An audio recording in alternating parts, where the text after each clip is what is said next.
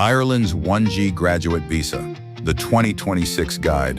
Your roadmap to living and working in Ireland after your master's. The 1G Graduate Visa lets master's graduates stay in Ireland for up to 2 years to work full-time. To qualify, you must graduate from an Irish university with a master's degree recognized by the Irish government. You'll need your degree certificate, valid passport, GNIB card, and passport-size photos for your application. Visit your local immigration office, complete the application form, and pay the required fee to begin.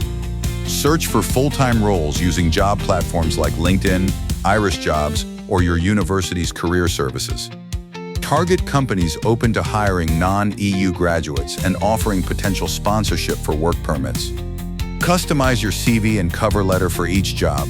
Highlight your master's achievements and skills relevant to Irish employers.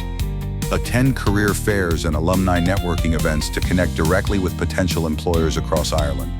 Once you receive a job offer, discuss your eligibility for critical skills or general employment permit sponsorship.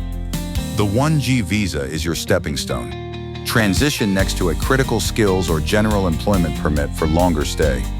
Apply for a critical skills or general employment permit with your new employer's support once you have a job offer.